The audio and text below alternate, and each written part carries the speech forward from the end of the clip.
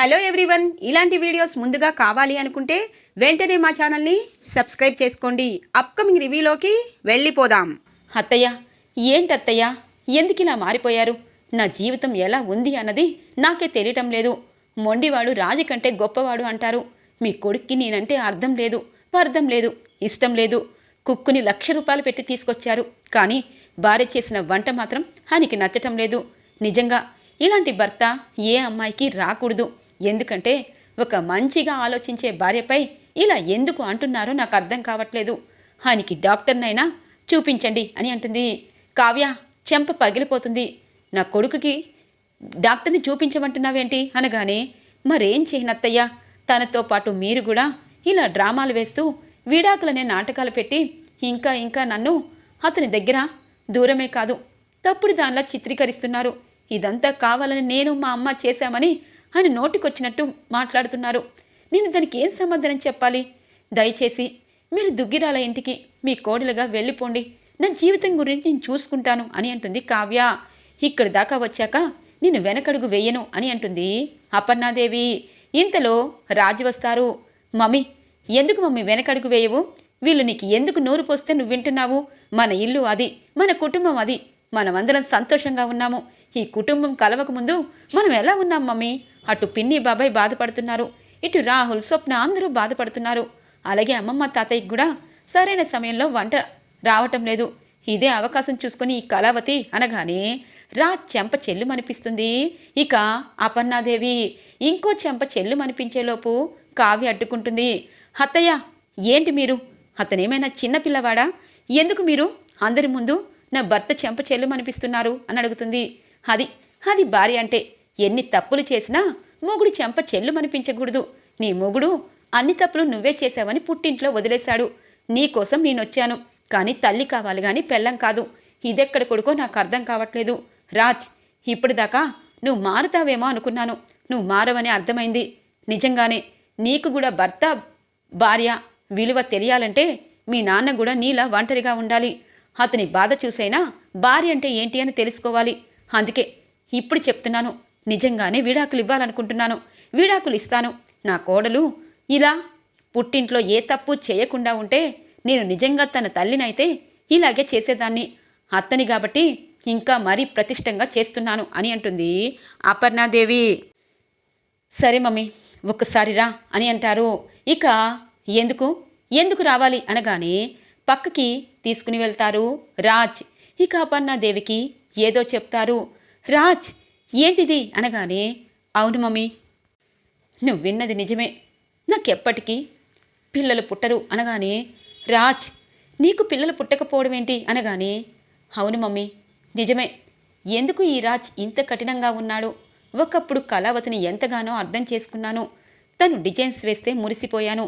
తను నువ్వు తప్పు పడితే నిన్ను కూడా నేను తప్పుగా మాట్లాడాను. తన్ని వెనకేసుకుని వచ్చాను.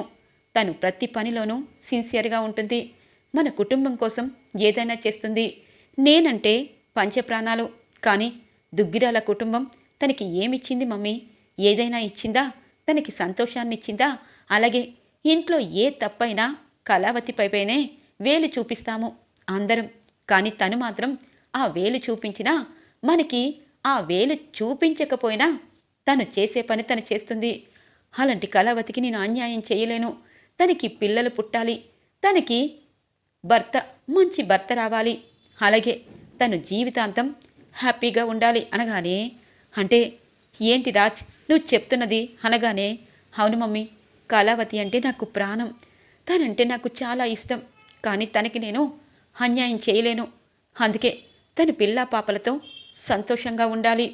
నిజం చెప్పాలి అంటే త్వరలో నేను అనగానే, ఎక్కడికి వెళ్తావు అని అంటుంది అపర్ణాదేవి. చూడు మమ్మీ, మీ దగ్గరే సంతోషంగా ఉంటాను. కానీ కళావతి మర్చిపోవాలంటే నేను కొంచెం దూరంలో వెళ్ళిపోతాను. కానీ కళావతికి పెళ్ళయ్యాక నేను వస్తాను అని అంటారు రాజ్. ఇదంతా కళ నిజమా? కళావతికి పెళ్ళేంటి? తనలాంటి కోడలు రావాలని ప్రతి ఇల్లు కోరుకుంటుంది. నువ్వు డాక్టర్కి ఒకసారి కాకపోతే 2 సార్లు చూపించుకో అనగానే, మమ్మీ, అన్ని టెస్టులు అయిపోయాయి. నాకెప్పటికీ పిల్లలు పుట్టరు. అందుకే కేవలం నేను కళావతిని పక్కకి తప్పించాను. నేనే ఏదో ఒకటి మేనేజ్ చేస్తాను. ఇప్పటికైనా కళావతిపై నేను ఇలా ఎందుకు ఉంటున్నానన్నది నీకు అర్థమైంది కదా. అమ్మవని అర్థం చేసుకుంటావని ఒక కొడుకుగా కూతురు చెప్పాల్సినది కొడుకు చెప్తున్నాడు. నువ్వు ఇంటికి రా అని అంటారు. ఇక అపర్ణాదేవి రాజు వైపు చూస్తుంది. నాకు వారసులు లేకపోయినా పర్వాలేదు, అలాగే నువ్వు ఎవరినైనా పెంచుకో, ఆల్రెడీ ఒక బాబుని తీసుకొచ్చారు, ఆ బాబుని మనం పెంచుకుందాం, కళావతిని వదలద్దు అనగానే, వద్దు మమ్మీ, మన స్వార్థం కోసం కళావతిని ఇంకా ఇంకా మనం ఉపయోగించుకోవడం సరికాదు. నిజంగా ఇదే ప్లేస్లో తను ఉంటే నాలాగే చేసేది, నాకు ఇంకో పెళ్లి చేసేది. నేను మూర్ఖంగా తనపై ఇలాగే ఉంటే నా మీద మనసు విరుచుకుంటుంది, తను తోడు కోరుకుంటుంది, జీవితాంతం తను మోడు బారినట్టు పిల్లలు లేకుండా ఉండకూడదు అని అంటారు. ఇక అపర్ణాదేవి రాజు వెంట దుగ్గిరాల ఇంటికి వెళ్ళిపోతుంది. ఇటు కనకం, కృష్ణమూర్తి, కావ్య ముగ్గురు బాధగా చూస్తూ ఉంటారు. అయిపోయిందే, ఆఖరి అంశం కూడా అయిపోయింది. మీ అత్త మీ ఆయన్ని బెదిరించి ఇక్కడ ఉండాలనుకుంది, కానీ మీ ఆయన కన్విన్స్ చేసి తీసుకుని వెళ్ళిపోయాడు. కావ్య ఏంటిదే అనగానే, అమ్మా ఎందుకు, ముగ్గురు పిల్లల్ని కన్నావు, అందరి జీవితాలు బాగుండాలని కోరుకున్నావు, కానీ అందరి జీవితాలు ఒక్కలా ఉండవమ్మా. ఆ ఇంట్లో ఎవరు నాపై ఎన్ని అన్నా, రుద్రాణి గారు నానా మాటలన్నా నేను ఓర్చుకున్నాను, అలాగే తనకి ధైర్యంగా సమాధానం చెప్పాను. కానీ నా భర్తకే నేను నచ్చటం లేదు, నేను తన జీవితంలోండి వెళ్ళిపోవాలని కోరుకుంటున్నాడు. రేపు విడాకుల నోటీస్ కూడా ఖచ్చితంగా నాకు పంపిస్తారు. చూడమ్మా, ఇక మీ అల్లుడు గురించి ఎక్కువగా ఆలోచించద్దు, మనం చెయ్యవలసిన పని మనం చేసుకుందాము అని అంటుంది కావ్య. ఇది ఇలా ఉండగా అపర్ణాదేవిని రాజ్ ఇంటికి తీసుకుని వస్తారు. ఎందుకక్క, ఎందుకు ఆ కావ్య కోసం ఇంట్లో నుండి వెళ్ళిపోయావు, రాజ్తో పాటు అందరం బాధపడుతున్నాము అని అంటుంది ధాన్యలక్ష్మి. ధాన్యలక్ష్మి, నేను నా కోడలు ఇంటికి రావాలని కోరుకున్నాను, కానీ నువ్వేమో బంగారం లాంటి కోడలు బయట పెట్టావు. కొడుకు కోడల్ని ఇప్పటికైనా ఇంటికి తెచ్చుకో, దేవుడు ఎప్పుడు ఎలా చేస్తాడో, ఎటువైపు మలుపు తిరుగుతుందో ఎవ్వరికీ తెలీదు. మన జీవితం సాఫీగానే సాగుతుందని అనుకుంటాము, కానీ దాని వెనకాల ఏదో ఒకటి ఉందని తెలుసుకున్నటప్పుడే మనం మనలా మిగిలిపోతాము. అందుకే ధాన్యలక్ష్మి, నేను బాధపడుతున్నాను, నువ్వు కూడా నాలా బాధపడద్దు. ఈ ఇల్లు ముక్కలవ్వకూడదు, ఈ ఇంట్లో అందరం కలిసే ఉండాలి. అప్పుని కళ్యాణి ఇంటికి తీసుకురా, అలాగే అప్పుని కన్న కూతురు కంటే ఎక్కువగా చూసుకో. అప్పుడు నీకు అప్పులో మంచితనం దొరుకుతుంది, నీ కొడుకు కూడా సంతోషపడతాడు. ఎందుకంటే జీవితాలు ఎప్పుడు తారుమారవుతాయో తెలీదు. ఈ ఇంటికి వారసులు రావాలి, ఈ ఇల్లు కలకల్లాడాలి, కోడళ్ళు మనవలతో సంతోషంగా ఉండాలి. అదే నేను కోరుకున్నది. రాజ్, ఒకటి మాత్రం నిజం, మన ఎదురుగా సంతోషం ఉన్నప్పుడు దూరం కావాలనే చేసుకుంటే ఎప్పటికీ ఆ సంతోషం రాదు. ఆ సంతోషంలోనే సంతోషం వెతుక్కోవాలి. నువ్వు ఇలా ఆలోచించావు, అటు కళావతి ఏం ఆలోచిస్తుందో ఎవరికి తెలుసు అని అంటారు. అపర్ణ, ఏమైంది, నువ్వు వెళ్ళావు, నీ కోడల్ని తీసుకొస్తావని సుభాష్కి విడాకుల కాగితాలు కూడా పంపించావు, కానీ ఇప్పుడు ఎందుకు తిరిగొచ్చావు అనగానే, అత్తయ్య నేనిప్పుడు ఏమీ చెప్పలేను అని చెప్పి లోపలికి వెళ్ళిపోతుంది అపర్ణాదేవి. రాజ్ బాధగా పైకి వెళ్ళిపోతారు. ఇటువైపు స్వప్న, రుద్రాని అలాగే రాహుల్ మిగులుతారు. అమ్మయ్య, అంటే ఇంటర్నేషనల్ కుక్కుని పెట్టించారా అని అంటుంది రుద్రాని. పెట్టించడం కాదు, నీ కొడుకు దాని వెంట అనకూడదు కానీ ఎలా తిరగాలో అలా తిరుగుతున్నాడు. చూడత్తా, కొడుకుని సక్రమంగా పెంచు. ఇంటర్నేషనల్ కుక్కు వచ్చిందని సంతోషపడుతున్నావు, కానీ నీ కొడుకు చెడిపోతున్నాడని ఇంత కూడా బాధలేదు. నీకేం తెలుసులే, భర్తను వదిలేసి పుట్టింట్లో పడి ఏడుస్తున్నావు. భర్తని వదిలేస్తే ఎంత బాధగా ఉంటుందో ఒకసారి మా కావ్యని చూసి నేర్చుకో. ఎందుకంటే రాజ్ తనని ఎంత అవమానించినా తను రాజుని కోరుకొని ఈ ఇంటికే పదే పదే వస్తుంది, కానీ నువ్వు మాత్రం ఈ ఇంటి కోసం భర్తనే వదిలేశావు. నీలాంటి ఆడవారికి మా కావ్య లాంటి ఆడవారు ఎప్పటికీ అర్థం కాదు అని చెప్పి వెళ్ళిపోతుంది స్వప్న. ఇది ఇలా ఉండగా రాజ్ కావ్య ఫోటోని తీసుకుంటారు. కబ్బోర్డ్లో బాధపడుతూ ఉంటారు. వెక్కి వెక్కి ఏడుపనేదే తక్కువతో.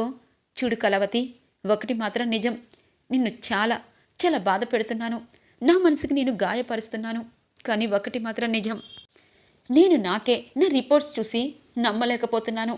కానీ ఎందుకైనా మంచిదని ఇద్దరు డాక్టర్ని కూడా కనుక్కున్నాను, కానీ ఇద్దరు ఆ రిపోర్ట్స్ చూసి అదే చెప్పారు. నాకు ఇంతకంటే ఇక ఏం చేయాలో అర్థం కాలేదు. కానీ నువ్వు సంతోషంగా ఉండాలి, నీ మనసుని పదే పదే నేను విరచాలి, అదే నేను కోరుకునేది అని చెప్పి అనుకుంటారు రాజ్. ఇది ఇలా ఉండగా అనామిక ఇక లిరికలిస్టు లక్ష్మీనారాయణ దగ్గరికి వస్తుంది. ఎవరు మీరు అనగానే, లోపల కళ్యాణ్ అనే అతనున్నాడు కదా, మీకు సినిమా పాటలు రాసిస్తాడు కదా, తనెవరో తెలుసా అని అంటుంది. ఎవరు? తను ఒక ఆటో డ్రైవర్. నువ్వెవరమ్మా అనగానే, నేను సామంత్ గ్రూప్ ఆఫ్ సంస్థకి త్వరలో కోడలవ్వబోతున్నాను అనగానే, మరి మీకేమైనా పాట కావాలా అని అంటారు ఆ లక్ష్మీనారాయణ. పాట కాదు, ఇంతకీ అతను ఎవరో మీకు తెలుసా? ఇంట్లో పని చేయించుకొని పిచ్చి కవితలు రావిస్తున్నారు, కానీ తను దుగ్గిరాల ఇంటి వారసుడు. వాళ్ళ ఫ్యామిలీకి తెలిసిందంటే మీదంతా బయట పెడతారు, అందుకే అర్జెంటుగా తన్ని పని నుండి అసిస్టెంట్ నుండి తీసేయండి అని అంటుంది. కళ్యాణ్ కళ్యాణ్ అని పిలుస్తారు లక్ష్మీనారాయణ. చెప్పండి సార్ అని చెప్పి అనామికని చూస్తారు. ఇక్కడేంటి అనగానే, నీలా నేను అబద్ధాలు చెప్పను, చూడండి తను దిగ్గిరాల ఇంటి వారసుడు కాదో అవునో ఒకసారి తెలుసుకోండి అని అంటారు. ఇక అవును సార్, నేను అప్పు అనే అమ్మాయిని ప్రేమించాను, మేము బ్రతకాలని బయటకొచ్చాం అనగానే, నువ్వు సినిమా కబుర్లు చెప్తూ ఉంటే నీకు నేను అవకాశం ఇవ్వాలా? మీ తాతగారు పేరు స్వరాజ్ గ్రూప్ ఆఫ్ ఇండస్ట్రీ నాకు తెలీదా? ఇప్పుడు నావన్నీ నువ్వు లోగుట్లు తెలుసుకొని బయట అందరికీ చెప్పి నువ్వు కవిగా సినిమా డైరెక్టర్గా వెదగాలనుకుంటున్నావు. నువ్వు ముందు బయటికి వెళ్ళు. నువ్వు నిజంగా వాళ్ళ మనవడి కాకపోతే నీకు రేపే అవకాశం ఇచ్చేవాణ్ణి. ఈ అమ్మాయి చెప్పింది కాబట్టి వింటున్నాను అని చెప్పి కళ్యాణ్ని బయటికి పంపించేస్తారు లిరికల్ రైటర్ లక్ష్మీనారాయణ. ఇక అనామిక బయటికి వస్తుంది. చూడు కళ్యాణ్, నీకున్న అవకాశాన్ని పాడు చేశాను. అప్పు నువ్వు నా ఇంటికి వచ్చి నాకే వార్నింగ్ ఇస్తారా? మళ్ళీ రోడ్డు మీద పడ్డాయి నీ బ్రతుకులు. ఈసారి ఆటో కాదు రిక్షానే నీ గతి అనగానే, ఛీ, నువ్వొక ఆడదానివేనా? ఒక కష్టపడే వాళ్ళని నీ కిందికి తొక్కాలనే ఆలోచన ఎవ్వరికీ ఉండదు, నీలాంటి వారికే. ఒకటి మాత్రం నిజం, నువ్వు నాకు హెల్పే చేశావు. ఇప్పుడు నేను చేయవలసింది చేస్తాను. మీడియాలో నా టాలెంట్ని, సోషల్ మీడియాలో నా టాలెంట్ని నిరూపించుకుంటాను. నాకు కొన్ని కోట్ల ఆస్తైనా నాకు నేను అన్నది తెలుసుకోవాలని ఇక్కడికి వచ్చాను. అందుకే ఇప్పటి నుండి నేనంటే ఏంటి అన్నది నీకు నిజంగా చూపిస్తాను. అలాగే అప్పుని నీ నోటికొచ్చినట్టు మాట్లాడుతున్నావు. అప్పు నా భార్య, గౌరవంగా ఇంట్లో ఉంటుంది.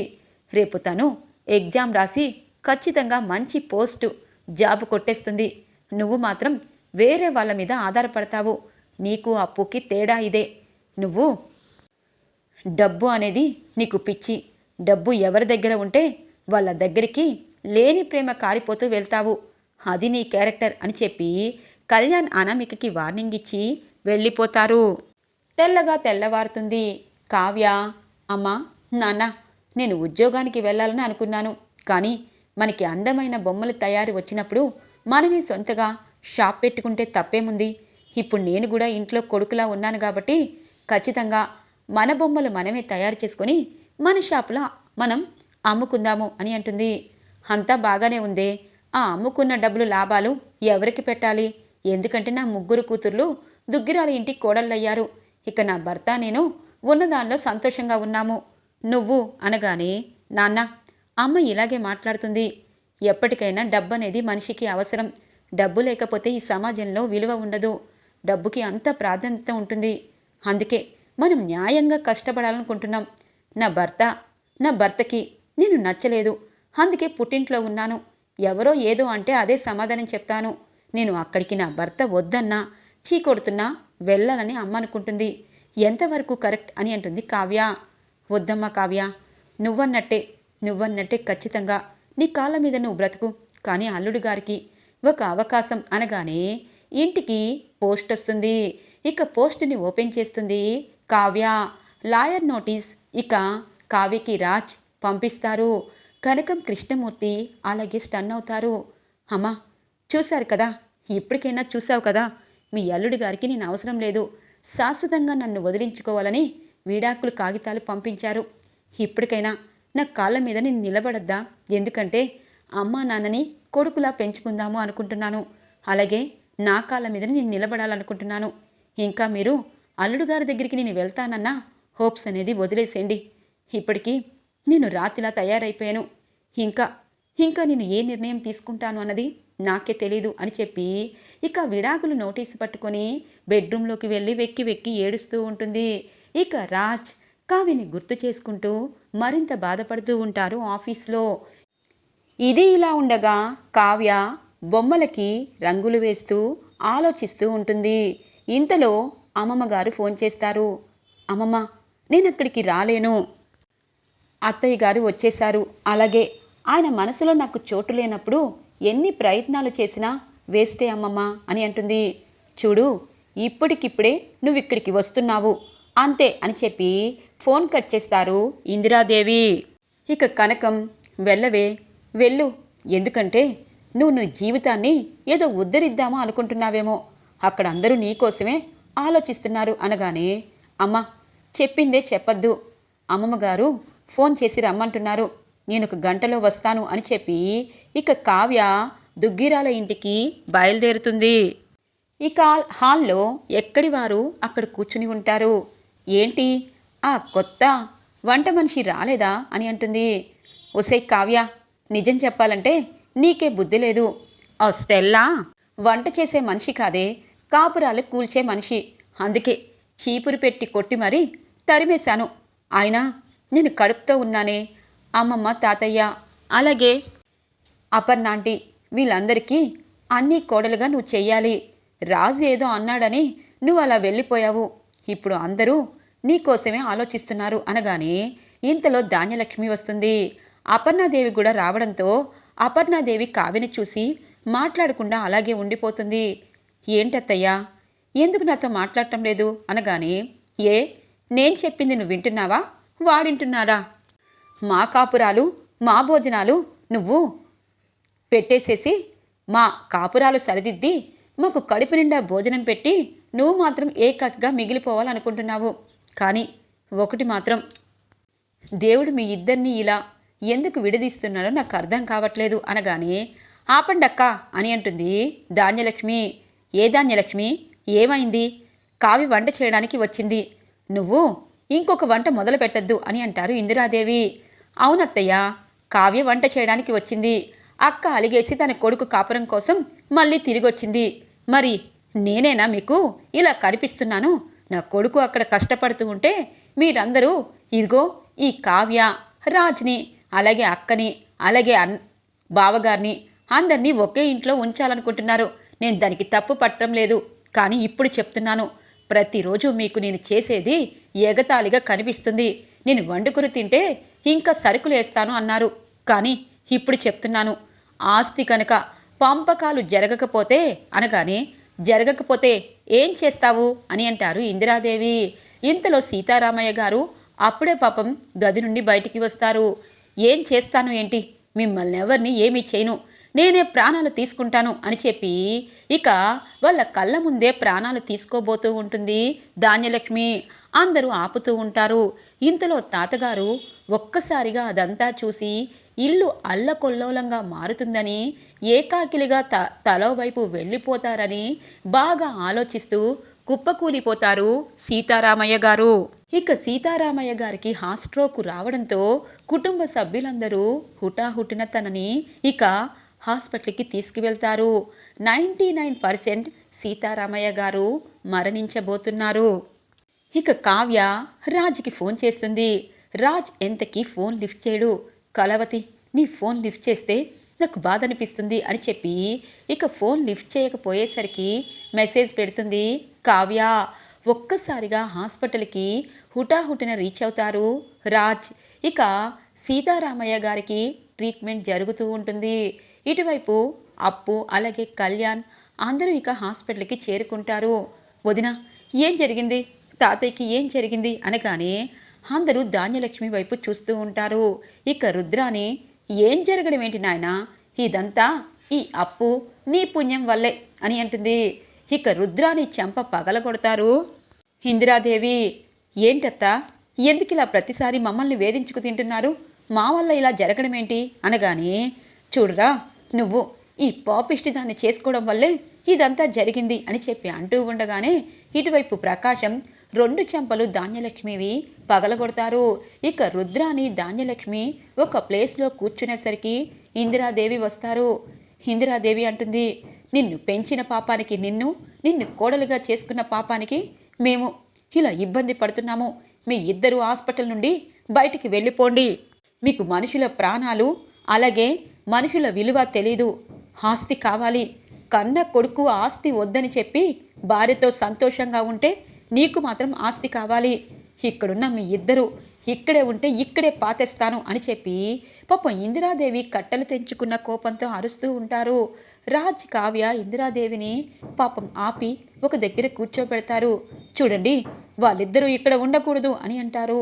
ఇక వాళ్ళిద్దరూ బయటికి వచ్చి, ఏంటి ధాన్యలక్ష్మి, అమ్మ మనిద్దరిని గెంటేస్తుంది అనగానే, చూడు, తను గెంటేసినా ఆస్తి పంపకాలు ఖచ్చితంగా కావాలి అని అంటుంది ధాన్యలక్ష్మి. శభాష్ చిన్నదినా, ఇదే మాట మీద ఉండు. మా నాన్న పైకి పోతే అనగానే రుద్రాని చెంప పగలగొడుతుంది. చూడు రుద్రాని, ఆస్తి మాత్రమే కావాలి. ఎవరి ప్రాణాలు పోవాలని అనుకోవటం లేదు. ఎందుకంటే మామయ్య గారు ఇచ్చిన ఆస్తిని తీసుకుంటూ తను చనిపోవాలని కోరుకోకూడదు. చూడు, నీ మాట నమ్మి నేను చేయటం లేదు. నా కొడుకు కష్టాలు పాలవుతున్నాడని ఇలా చేస్తున్నాను. హాస్పిటల్ బయట కూర్చుంటాను. మామయ్య గారు ఖచ్చితంగా బ్రతుకుతారు అని చెప్పి అంటూ ఉంటుంది ధాన్యలక్ష్మి. ఇక డాక్టర్ ట్రీట్మెంట్ అనేది చేసి ఇక సీతారామయ్య గారు ఇక ప్రాణాలు పోగొట్టుకోవడంతో ఇక ఇటువైపు డాక్టర్ బయటికి వస్తారు. మా తాతయ్యకి ఏమీ కాలేదు కదా డాక్టర్ అని అడుగుతారు. సీతారామయ్య గారు ఆల్రెడీ చనిపోయారు. చనిపోయాక మీరు తీసుకొచ్చారు. ఎందుకంటే సివియర్గా హార్ట్ స్ట్రోక్ రావడంతో మీ ఇంట్లోనే కన్ను మూశారు. ఇక్కడ మేము ట్రీట్మెంట్ చేశాం మాత్రమే అని చెప్పి డాక్టర్ చెప్పడంతో ఒక్కసారిగా దుగ్గిరాల ఫ్యామిలీ అంతా శోక సముద్రంలో మునిగిపోతుంది. ఈరోజు ఎపిసోడ్ ఇలా ఇంట్రెస్టింగ్గా ఎండ్ అవుతుంది ఫ్రెండ్స్. రాబోయే ఎపిసోడ్స్ కోసం మా ఛానల్ని సబ్స్క్రైబ్ చేసుకోండి. Thanks for watching friends.